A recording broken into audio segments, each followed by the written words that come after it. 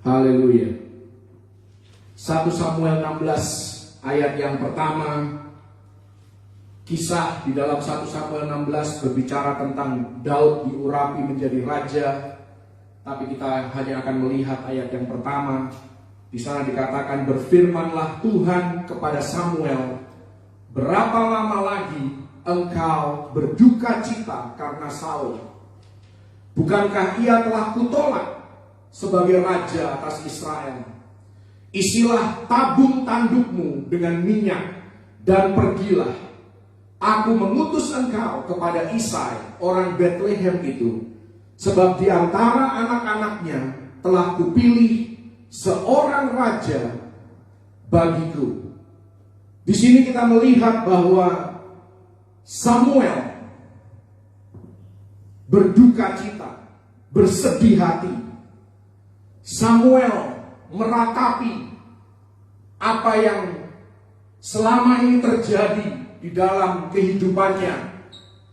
Satu perjalanan hidup yang penuh dengan kekecewaan, penuh dengan peristiwa yang terjadi tidak sesuai dengan keinginan maupun harapannya.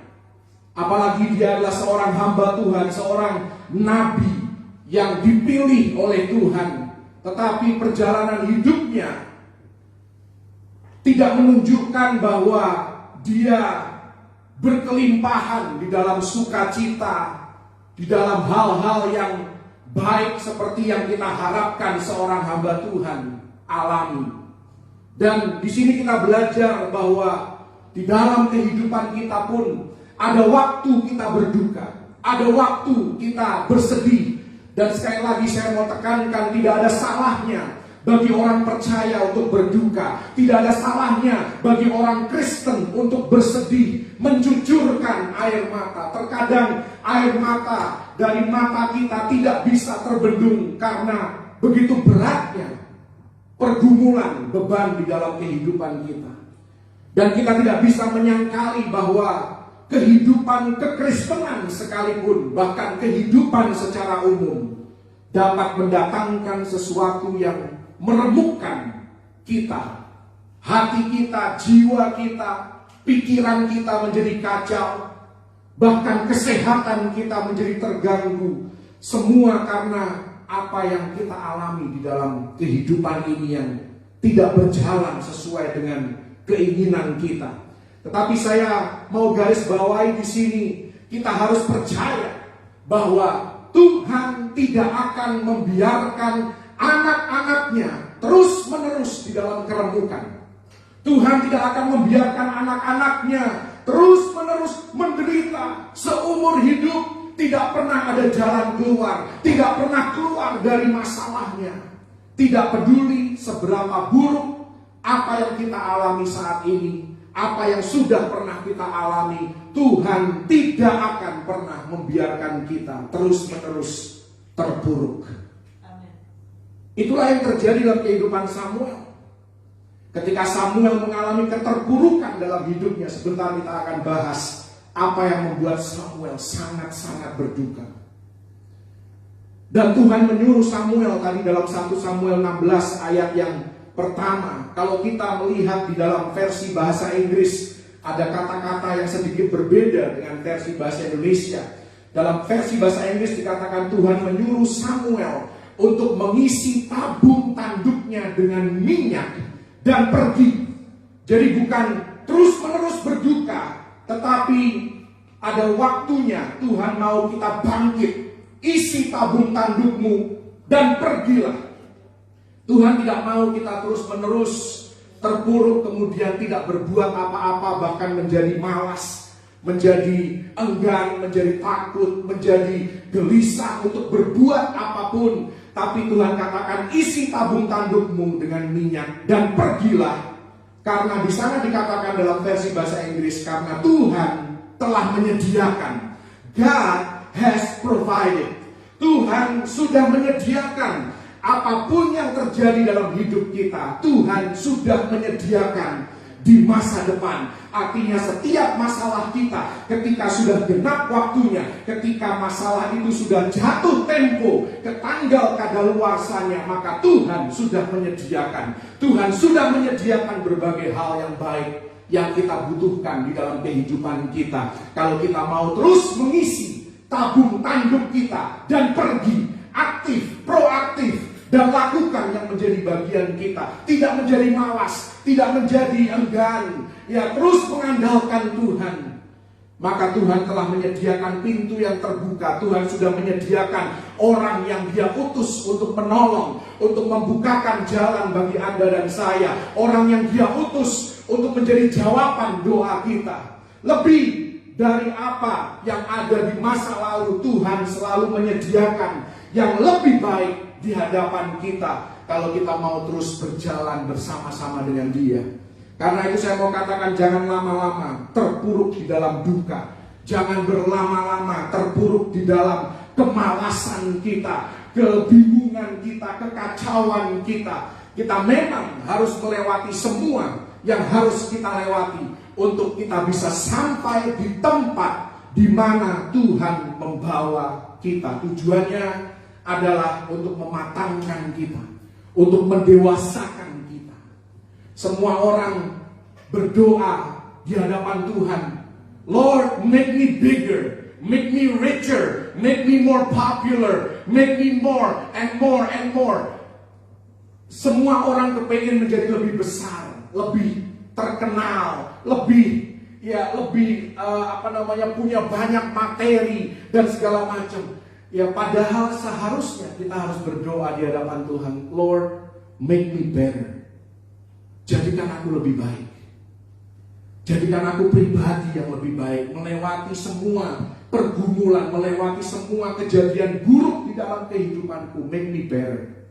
Jadikan aku lebih baik, jadikan aku lebih dewasa, jadikan aku lebih berkarakter, jadikan aku lebih teruji di dalam sifat dan di dalam tabiat dan karakterku, supaya aku lebih menjadi seperti Engkau, serupa dan segambar dengan Kristus.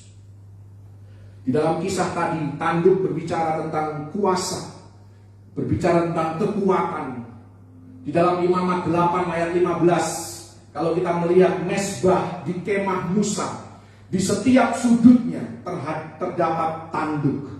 Ini berbicara, mesbah berbicara tentang doa. Artinya ada kuasa di dalam doa.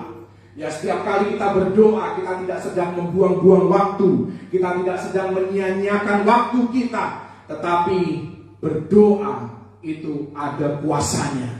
Haleluya. Di dalam Keluaran 30 ayat yang kedua, kalau Anda melihat di mesbah pembakaran ukupan, terdapat juga pada sudut-sudutnya tanduk. Ini berbicara tentang penyembahan. Artinya ada kuasa di dalam penyembahan kita. Karena itu ketika kita punya kesempatan untuk memuji menyembah Tuhan, jangan sia-siakan waktu memuji dan menyembah Dia. Karena penyembahan itu ibarat kita sedang menyingkapkan, membuka pintu gerbang dan mempersiapkan jalan bagi Raja Kemuliaan untuk masuk di dalam kehidupan kita, menyingkirkan segala penghalang, segala penghambat untuk Roh Allah bekerja di tengah-tengah kita. Demikian juga tadi dikatakan di dalam 1 Samuel 16 ada tabung tanduk yang dipergunakan untuk menampung dan menyimpan minyak. Ini berbicara tentang ada kuasa di dalam urapan. Karena itu urapan harus terpelihara dengan baik, urapan harus tersimpan dengan baik.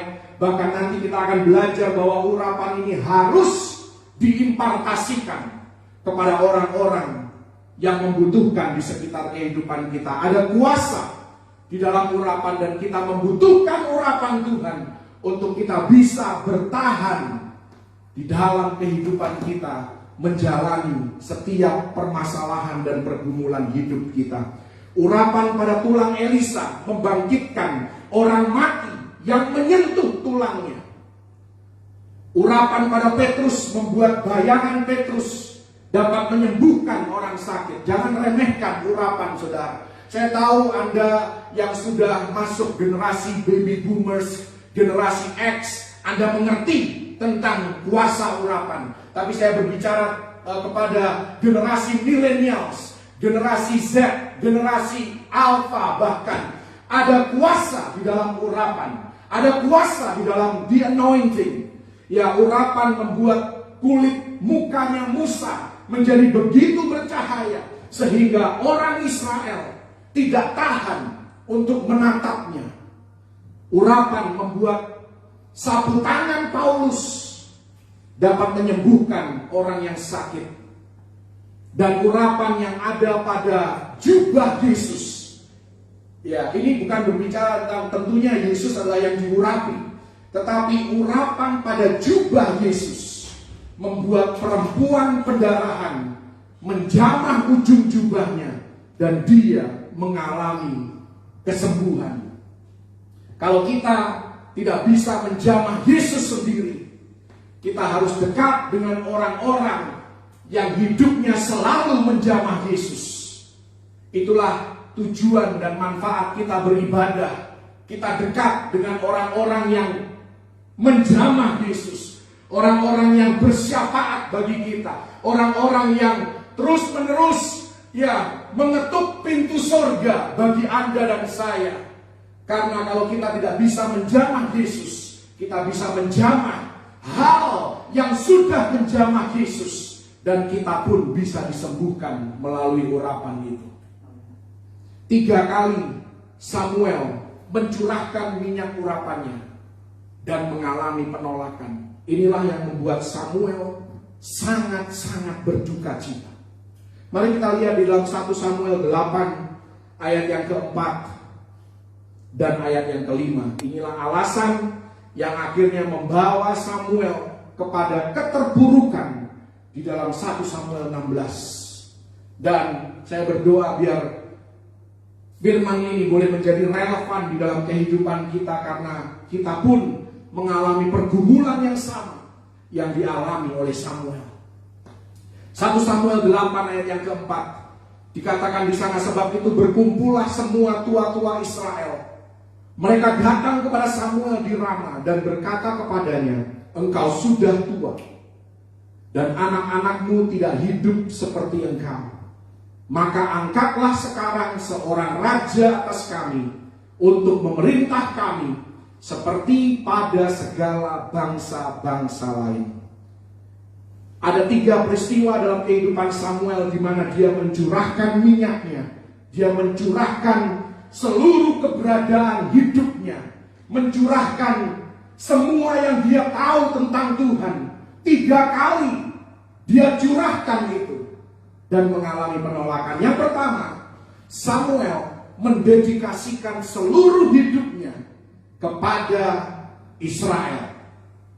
Selama lebih dari 40 tahun, bangsa Israel dituntun oleh suara Tuhan yang Tuhan perdengarkan kepada Samuel. Dan dikatakan di dalam 1 Samuel 3 bahwa semua firman yang disampaikan melalui Samuel, tidak ada satu pun yang tidak digenapi. Semuanya terjadi. Bayangkan suara Tuhan yang begitu powerful menyertai kehidupan bangsa Israel. Tetapi di ayat 4 dan 5 tadi dalam 1 Samuel 8 dikatakan bahwa bangsa Israel sudah bosan dengan cara dan ajaran Samuel. Mereka sudah bosan dengan cara yang mereka anggap sudah kuno. Mereka menginginkan sesuatu yang baru.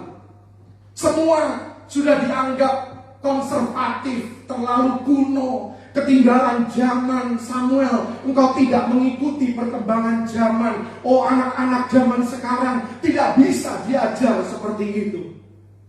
Bangsa Israel menginginkan penyegaran, seperti banyak anak muda hari-hari ini menginginkan sesuatu yang fresh, sesuatu yang baru.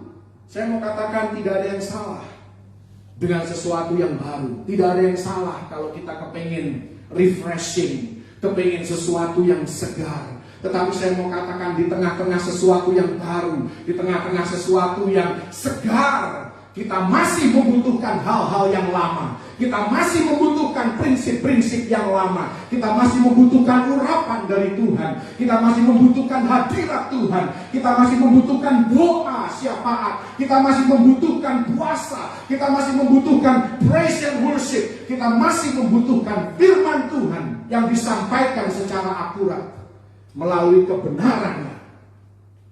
Tidak masalah kita punya gedung, fasilitas yang baik, semua itu baik. Tapi saya mau katakan tanpa, tanda kutip, hal-hal yang lama, tanpa urapan Tuhan, tanpa kehadiran Roh Kudus, tanpa firman yang disampaikan dengan otoritas ilahi, maka semuanya itu tidak lebih dari sekedar gong yang berkumandang dan canang yang gemerincing, kata firman Tuhan. Samuel mencurahkan minyaknya kepada jemaat Israel dan dia ditolak. Itu yang pertama. Yang kedua, dikatakan juga di sana bahwa anak-anak Samuel tidak hidup seperti ayahnya. Minyak dalam kehidupan Samuel sebagai orang tua itu pun dicurahkan, tetapi mengalami penolakan. Anak-anak Samuel mengenal jalan Tuhan. Mereka tahu karena diajarkan sejak kecil oleh ayahnya. Tetapi mereka memilih untuk tidak mengikuti jalan Tuhan yang diajarkan oleh orang tuanya. Dan berapa banyak orang tua hari ini yang anaknya tidak hidup sesuai dengan jalan Tuhan. Yang anaknya tidak mengikuti teladan baik dari orang tuanya.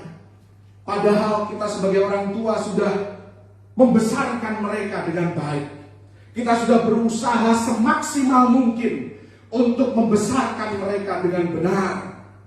Minyak urapan dari orang tua sudah dicurahkan berulang kali. Kita sudah mendoakan berulang kali. Kita sudah menasehati berulang kali.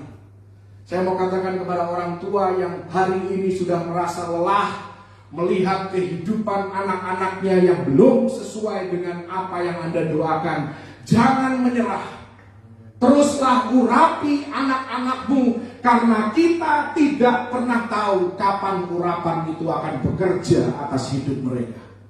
Dan saya mau kasih tahu bahwa urapan yang Anda curahkan di dalam kehidupan anak-anak Anda tidak akan kembali dengan sia-sia. Kenapa? Karena Tuhan itu setia. Tuhan yang Anda sembah adalah Tuhan yang setia. Dia tidak pernah ingkar janji. Kalau engkau mendidik anak-anak Anda di dalam jalan yang patut mereka ikuti, yaitu jalan-jalan Tuhan, cara-cara Tuhan, prinsip-prinsip Tuhan, maka pada masa tuanya pun mereka akan ada di jalur seperti yang Tuhan tetapkan bagi mereka. Karena itu jangan pernah berhenti mengurapi anak-anakmu. Dan saya mau katakan kepada anak-anak muda, orang-orang muda, perhatikan dan dengarkan apa yang saya mau katakan kepada Anda. Anda, sekalipun Anda generasi yang mau kelihatan cool, kelihatan keren, mau kelihatan baru, semuanya harus fresh dan menyegarkan, Anda tetap membutuhkan urapan Roh Kudus. Anda tetap membutuhkan prinsip-prinsip Tuhan. Dan Anda tetap membutuhkan kebenaran firman Tuhan untuk menjalani hidup ini. Anda tetap membutuhkan nasihat dan bimbingan dari orang tua Anda yang seringkali Anda anggap kuno dan tidak mengikuti perkembangan zaman. Anda tetap perlu tahu kebenaran. Anda harus menjadikan firman Tuhan sebagai pedoman dan dasar dan fondasi di dalam kehidupanmu, di dalam mengambil setiap keputusan. Anda boleh punya style, punya selera yang berbeda, tetapi urapan dan firman dan doa adalah hal yang mutlak, yang tidak bisa ditinggalkan oleh generasi manapun.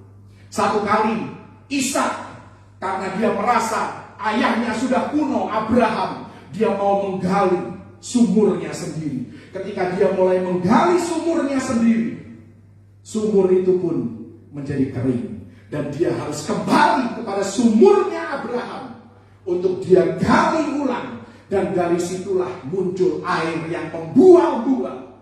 Ada hal-hal tertentu yang Anda anggap kuno, yang Anda anggap sudah ketinggalan zaman, tetapi Tuhan masih pakai sampai hari ini. Haleluya. Jangan pikir anak-anak muda, jangan berpikir bahwa Anda bisa menjalani hidup ini tanpa fondasi kerohanian yang kuat. Anda butuh kekuatan supranatural untuk bisa bertahan di dalam kehidupan ini. Jangan pikir cukup membaca renungan harian, cukup membaca kutipan dari Instagram, dari medsos. Anda harus baca sumbernya, yaitu Alkitab, kebenaran firman itu sendiri. Ada kalanya dalam hidup ini Anda harus tahu, anak-anak muda, orang tua Anda, teman Anda, uang Anda, koneksi Anda, bahkan medsos tidak bisa menolong Anda. Ada kalanya hanya Yesus yang bisa menolong Anda. Karena itu Anda harus hidup, punya relasi, punya koneksi dengan Yesus. Di sorga yang namanya buku kehidupan, the book of life, di dalamnya itu bukan nama keluarga. Di sana tidak tertulis keluarga Setiawan, tidak ada. Tidak ditulis di sana keluarga Kansil, tidak ada. Yang tertulis adalah nama pribadi.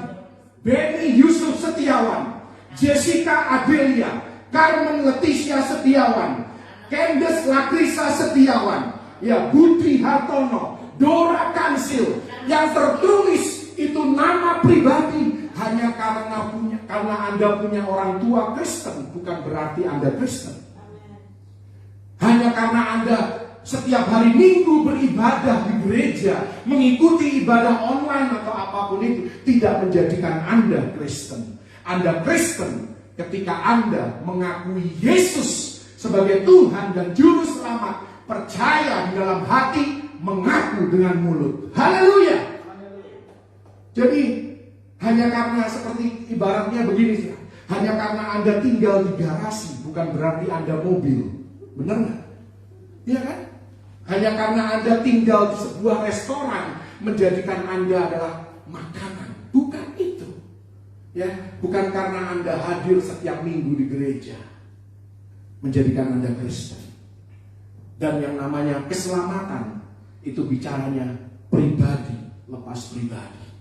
Nanti Anda tidak menghadap Sang Pencipta bersama-sama dengan orang tua Anda. Anda menghadapnya masing-masing, pribadi lepas pribadi. Karena itu saya mau setiap nama yang mengikuti ibadah ini, ya, setiap nama tertulis di dalam buku kehidupan. Haleluya. Kenapa ini penting? Kita lihat dalam kehidupan Musa, Keluaran 2 ayat 2. Ada kalanya ketika Fir'aun hendak membinasakan bayi laki-laki Ibrani di bawah usia 2 tahun. Fir'aun mau membinasakan mereka. Dikatakan dalam Keluaran 2 ayat 2 bahwa karena bayi Musa ini terlihat elok, maka dia disembunyikan oleh ibunya.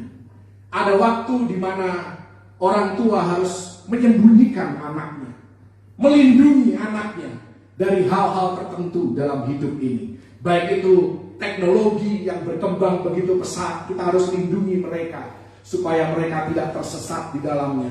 Dari film-film yang kita tonton, ya, kita harus memberikan edukasi yang benar kepada mereka. Kita sedang melindungi mereka, kita sedang menyembunyikan mereka dari alkohol, dari pornografi, dari pergaulan yang tidak baik. Kita melindungi dan menyembunyikan mereka seperti Yokebed melindungi dan menyembunyikan bayi Musa. Dan saya mau katakan sebagai orang tua, membesarkan anak butuh lebih dari sekedar teori. Kita perlu urapan dan kuasa Tuhan. Haleluya. Dan ada waktunya. Keluaran 2 ayat yang ketiga, hanya 1 ayat berikutnya dikatakan di sana, ibunya tidak dapat menyembunyikannya lebih lama lagi. Bayangkan saudara, roh Fir'aun, roh dunia hendak berusaha membunuh semua bayi laki-laki Ibrani. Inilah pentingnya kita membawa anak-anak kita ke gereja.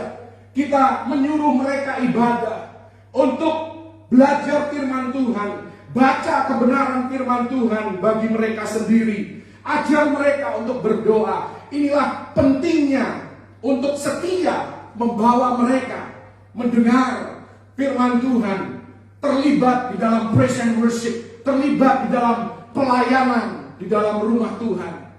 Karena akan tiba waktunya kita sebagai orang tua tidak akan bisa lagi menyembunyikan anak-anak kita.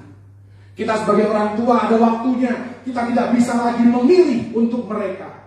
Kita tidak bisa memutuskan bagi mereka, baik itu pergaulan mereka, baik itu tontonan mereka, pasangan hidup mereka, karir mereka, bisnis yang mereka akan tekuni, dan lain sebagainya. Ada waktunya kita harus melepas mereka ke dunia. Tetapi satu hal, kalau kita setia membawa mereka dalam atmosfer kerohanian, atmosfer hadirat Tuhan, maka sekalipun mereka tersesat, mereka pernah terhilang dalam hidupnya, tapi Tuhan akan sanggup untuk membawa mereka kembali, mengingatkan mereka akan jalan-jalan Tuhan, mengingatkan mereka akan sukacita yang ada di dalam rumah Tuhan ketika kita memuji menyembah Dia, kesaksian-kesaksian yang pernah mereka dengar tentang pertolongan Tuhan atas orang-orang yang membutuhkan pertolongannya. Tuhan sanggup membawa mereka. Karena itu terus curahkan urapanmu kepada anak-anakmu, curahkan minyakmu dalam kehidupan anak-anakmu. Samuel mengalami penolakan, kali ini sudah 2 kali. Dia ditolak oleh gerejanya, dia ditolak oleh jemaatnya kan, Israel, dan dia ditolak oleh anak-anaknya sendiri. Pengetahuan, pengalaman hidup, nasihat yang dia sharing, yang dia bagikan, ditolak oleh anak-anaknya. Dan yang ketiga, ini peristiwa yang meremukkan dan menghancurkan hati dan jiwa Samuel. Karena ini Anda harus ingat, seseorang itu tidak hancur hanya karena satu kejadian. Biasanya seseorang hancur dan remuk karena rentetan kejadian yang akhirnya klimaks pada akhirnya dan menghancurkan orang itu. Demikian juga Samuel. Samuel yang ketiga, dia diperintahkan oleh Tuhan untuk mencurahkan minyaknya kepada Saul, raja pertama Israel, yang ketika dia curahkan minyaknya, ketika dia urapi Samuel, melihat Saul berubah menjadi manusia yang lain. Bahkan Saul turut bernubuat sehingga semua orang berpikir, oh, apakah Saul juga terhitung di antara para nabi? Samuel berpikir ketika itu, wah, kali ini urapanku berhasil. Kali ini impartasiku berhasil. Tapi kemudian Saul mulai menolak suara Tuhan. Saul mulai tidak taat kepada perintah-perintah Tuhan. Sampai pada akhirnya Saul berurusan dengan dunia kegelapan, dengan dunia sihir, sampai dia berbicara dengan roh orang mati. Sehingga Tuhan berkata dalam 1 Samuel 15 ayat yang ke-11, Aku menyesal karena aku telah menjadikan Saul raja. Saya mau katakan kepada Anda dan saya, ini pelajaran penting bagi Anda dan saya. Jangan buat Tuhan menyesal menjadikan kita. Anda bisa isi titik-titik berikutnya. Jangan sampai Tuhan menyesal menjadikan kita orang tua. Kenapa? Karena kita tidak mendidik dan membesarkan anak-anak kita sesuai dengan jalan dan cara Tuhan. Jangan sampai Tuhan menyesal menjadikan kita seorang businessman yang sukses. Kenapa? Karena ternyata kita tidak memakai segala kelimpahan, segala berkat, segala hikmat, segala kepintaran yang Tuhan berikan untuk melayani Dia, melainkan untuk melayani diri sendiri. Jangan buat Tuhan menyesal menjadikan kita apapun yang Tuhan mau jadikan kita. Jangan buat Tuhan menyesal menjadikan kita hamba Tuhan, pendeta, gembala, atau 5 jawatan yang lainnya. Kalau kita tidak memakai talenta atau karunia kita untuk kemuliaan nama Tuhan, kita sedang membuat Tuhan menyesal menjadikan kita sesuatu alat di tangannya. Dan hanya kasih karunia Tuhan yang sanggup membuat kita untuk hidup sesuai dengan ketetapan dari Tuhan. Hidup Samuel penuh dengan penolakan. Penuh dengan penolakan. Ditolak jemaatnya, ditolak anak-anaknya, dan kali ini dia urapannya mengalami penolakan dari apa yang dia pikir akan berhasil. Tidak heran dia berduka secara mendalam ketika kita sampai di 1 Samuel 16 ayat yang pertama. Dan saya mau sedikit berhenti di sini. Barangkali inilah keadaan Anda saat ini. Kita sedang berduka karena terlalu banyak luka di dalam kehidupan kita. Terlalu banyak sakit hati, terlalu banyak kekecewaan, terlalu banyak harapan yang tidak terpenuhi di dalam kehidupan kita. Dan kita merasa kosong. Kita merasa percuma lagi aku berusaha. Kita merasa kepahitan. Dan musuh sangat suka ketika kita berduka untuk waktu yang lama. Kita tidak mengambil action apa-apa. Kita hanya apatis, kita hanya pasif. Kita pelihara yang namanya kepahitan itu. Samuel remuk hatinya karena tabung tanduknya kosong. Berulang kali dia memakai tabung tanduk yang sama. Dia curahkan urapannya. Dia curahkan kepada Israel. Dia curahkan kepada anak-anaknya. Dia curahkan kepada Saul. Dan saat ini dalam keadaan kosong. Dan dia tidak melihat ada harapan lagi. Mungkin dia berpikir, aku akan mati. Dan semua usahaku akan sia-sia. Aku akan mati dalam kekecewaan. Aku akan mati dalam kepahitan. Dan kalau Anda belajar tentang, Anda sering melihat kan ada matador dengan banteng. Anda tahu yang namanya manusia, kalau diadu dengan banteng, seharusnya manusia itu pasti kalah. Pasti kalah. Tidak mungkin manusia itu bisa menang lawan banteng. Coba Anda baca tentang bullfight. Nanti Anda bisa Google. Ya, saya belajar tentang ini. Dan apa yang terjadi? Kenapa seringkali di dalam perkelahian atau bullfight antara manusia dengan banteng, seringkali 99% yang mati adalah bantengnya, bukan manusianya. Bahkan matadornya dengan begitu elok, dengan begitu anggun, ya dia pakai jubah yang begitu indah, dia pakai kain warna merah seolah-olah membuli yang namanya banteng ini. Dengan begitu mudahnya dia mengalahkan banteng yang pada akhirnya biasanya ditusuk di tengkuknya dan banteng itu akan mati. Kenapa banteng yang begitu kuat dengan tanduknya yang begitu kokoh mudah kalah? Karena rupanya sebelum banteng itu keluar ke arena, banteng itu sudah mengalami perlakuan-perlakuan yang kejam, yang tidak manusiawi. Banteng itu matanya dikasih salep sehingga tidak bisa melihat dengan jelas. Telinganya dikasih obat sehingga dia tidak bisa mendengar dengan jelas. Dan sebelum banteng itu keluar ke arena, dia harus melewati jarum-jarum yang tajam yang menusuki bagian tubuhnya, yang membuat dia kesakitan.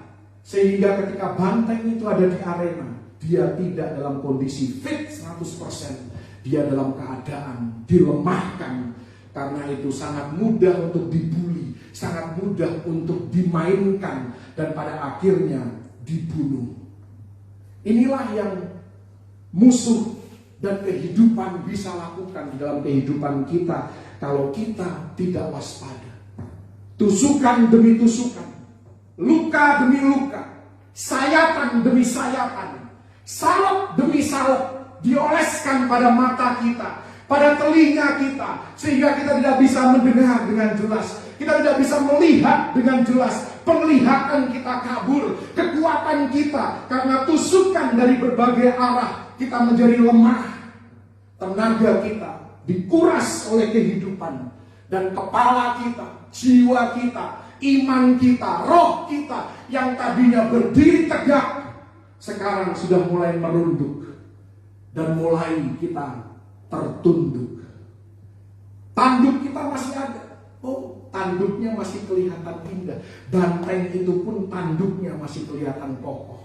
Tetapi isi di dalamnya, batinnya kosong. Demikianlah keadaan banyak orang hari-hari ini. Menawan di penampilan luar. Oh, sangat-sangat religius, sangat-sangat agamawi. Omongannya pun ayat-ayat Alkitab, tetapi jiwanya kosong.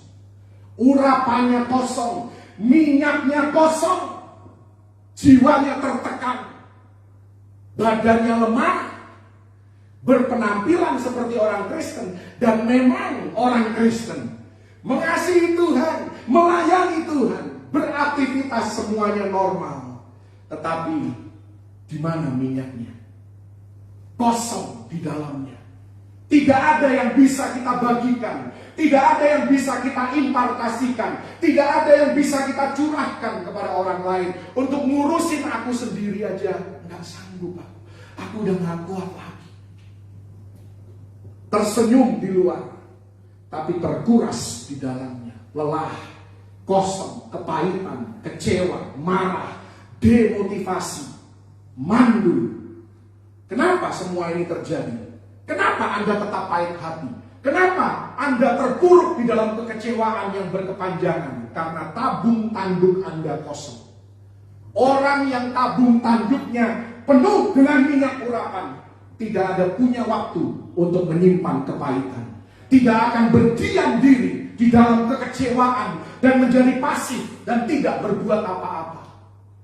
Karena orang yang tabung tanduknya penuh dengan minyak, dia akan pergi karena dia tahu Tuhan sudah menyediakan. Tuhan akan membela dia. Haleluya. Mungkin keluarga kita, mungkin pernikahan kita, mungkin pekerjaan kita, mungkin bisnis yang kita tekuni, mungkin tekanan hidup, mungkin juga anak-anak kita terus-menerus membuat kita terluka. Tusukan demi tusukan, sayatan demi sayatan. Dan saya mau katakan kalau kita tidak waspada, semua ini dapat mengosongkan kekuatan kita, dapat mengosongkan tabung tanduk kita. Oh, secara penampilan luar masih baik, tapi di dalam hidup kita, batinnya kita, kerohanian kita kosong. Dan hari ini Tuhan bertanya kepada Anda dan saya yang mengalami kekosongan. Seperti dia bertanya kepada Samuel, berapa lama lagi engkau akan menangisi situasi dan kondisimu tanpa berbuat apa-apa? Relasimu yang sudah retak, yang tidak mungkin lagi diselamatkan, orang yang meninggalkan engkau, berapa lama lagi engkau akan menangisi orang itu? Sesuatu yang Tuhan sudah anggap mati, bahkan kesalahanmu di masa lalu yang Tuhan sudah ampuni, berapa lama lagi engkau akan menangisi keadaanmu? Hari ini apa yang harus kita lakukan kalau kita mengalami kekosongan? Tuhan perintahkan, isi tabung tandukmu sekali lagi. Inilah tugas gereja, inilah tugas orang Kristen. Jangan izinkan kepala, jangan izinkan tanduk kita, jangan izinkan tangan kita untuk tertunduk lesu. Jangan izinkan iman kita terpuruk. Jangan izinkan sikap hati kita menjadi negatif, menjadi apatis. terhadap apa yang sedang terjadi dalam kehidupan kita. Kita harus tetap percaya. Tangan kita harus tetap terangkat di dalam pujian. Kita harus tetap memenuhi diri kita, hidup kita dengan hadirat Tuhan, dengan urapan Tuhan. Tabung tanduk kita harus terisi penuh dengan minyak urapan. Never stop learning, because life never stops teaching. Jangan pernah berhenti untuk belajar, karena kehidupan ini tidak akan pernah berhenti untuk mengajar. Dan Samuel diperintahkan oleh Tuhan, isi tabung tandukmu. Dan ini merupakan hal yang sangat signifikan. Kenapa kita tidak boleh membiarkan tabung tanduk kita kosong? Karena sebentar lagi, firman Tuhan, Daud, ya Tuhan sudah mempersiapkan Daud. Tuhan sudah memilih Daud. Dia adalah seorang pemazmur, dia seorang penyembah, dia seorang pembunuh raksasa. Engkau harus urapi dia. Tetapi engkau tidak akan bisa mengurapi dia kalau tabung tandukmu kosong. Oh, anak-anak Anda tidak akan pernah tahu masa depan mereka, kecuali Tuhan sudah kasih tahu kepada Anda dan memperlihatkannya kepada Anda. Tetapi kalau engkau terus-menerus curahkan urapanmu, impartasikan ya pengalaman hidup, pengetahuan, hal-hal yang baik, teladan hidup yang baik, impartasikan itu kepada anak-anakmu. Oh, karena engkau tidak pernah tahu nanti anak-anakmu akan jadi apa.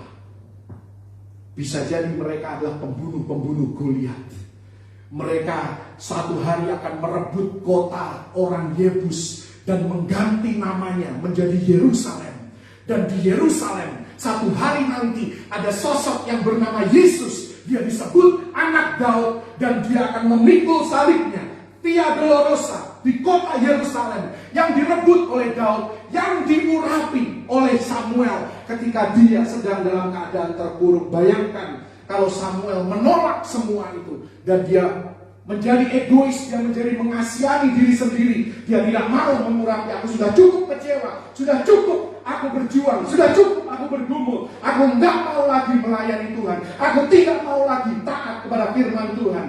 Bayangkan kalau Samuel punya pemikiran seperti itu, tidak akan ada yang namanya Yerusalem, dan Yesus mungkin tidak akan disebut sebagai anak Daud. Semua itu dimulai dari urapan, impartasi dari orang tua yang tidak pernah jemu-jemu, yang tidak pernah lelah untuk mencurahkannya kepada anak-anaknya, kepada generasi penerusnya, kepada orang-orang yang berpotensi di sekitar kehidupan mereka. Impartasikan hidup kita. Tetapi untuk bisa mengimpartasikan sesuatu, jangan izinkan tabung tandukmu kosong. Karena itu setiap kali Anda datang kepada Tuhan, setiap kali Anda beribadah, setiap kali Anda saat teduh, minta Tuhan isi bejanaku sekali lagi, isi tabung tandukku sekali lagi. Jangan biarkan tabung tandukku kosong, Tuhan. Aku mau bisa mencurahkan kepada anak-anakku. Aku mau bisa mencurahkan kepada orang-orang di sekitar kehidupanku. Haleluya. Satu ayat penutup, Mazmur 92 ayat yang ke-10. Ini yang harus kita lakukan ketika tabung tanduk kita kosong. Dikatakan di sana, tetapi kau tinggikan tandukku. Bagaimana Tuhan meninggikan tanduk kita? Seperti tanduk banteng. Bagaimana Tuhan mengokohkan kembali tanduk hidup kita? Ketika kita dituangi, ketika kita diurapi dengan minyak yang baru. Karena itu setiap kali Anda datang kepada Tuhan, jangan sekedar hadir, tapi minta Tuhan isi. Tuhan isi kembali Tuhan. Aku tidak boleh terus-menerus kecewa. Aku tidak boleh terus-menerus menyimpan kepahitan. Aku tidak boleh terus-menerus benci. Aku tidak boleh terus-menerus dendam. Aku tidak boleh terus-menerus pelit. Aku tidak boleh terus-menerus menjadi kasar di dalam perkataanku, dalam perilakuku. Isi. Karena orang yang diurapi oleh Tuhan pasti menghasilkan buah-buah roh. dan menunjukkan, memanifestasikan hal-hal itu. Saya tahu tidak akan pernah sempurna yang namanya manusia, tetapi kita perlu untuk terus diisi, dan jangan remehkan kuasa urapan, jangan remehkan urapan Roh Kudus, jangan biarkan diri kita kosong. Sebagai orang tua, sebagai anak-anak, sebagai pelayan Tuhan, sebagai businessman, sebagai apapun dalam hidup ini, Anda perlu urapan Tuhan. Haleluya. Dan sekalipun Samuel tidak lagi hidup untuk menikmati hasil impartasinya, tapi karena dia taat kepada Tuhan, Tuhan itu setia. Dia terus membuat urapan ini berdampak.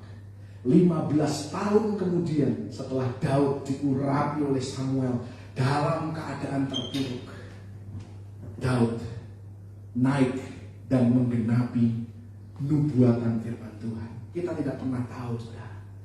Kita tidak pernah tahu dampak kehidupan kita, dampak urapan kita yang kita impartasikan kepada orang-orang di sekitar kehidupan kita, khususnya kepada anak-anak dalam hidup kita.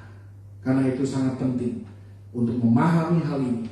Jangan remehkan kuasa urapan Roh Kudus. Minta Tuhan, kalau hari ini aku kosong, isi kekosongan hidupku.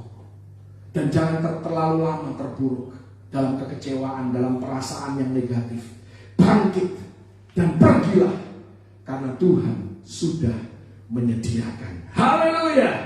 Haleluya. Terima kekuatan yang baru, terima urapan yang baru, terima kehidupan dari tempat maha tinggi. Haleluya.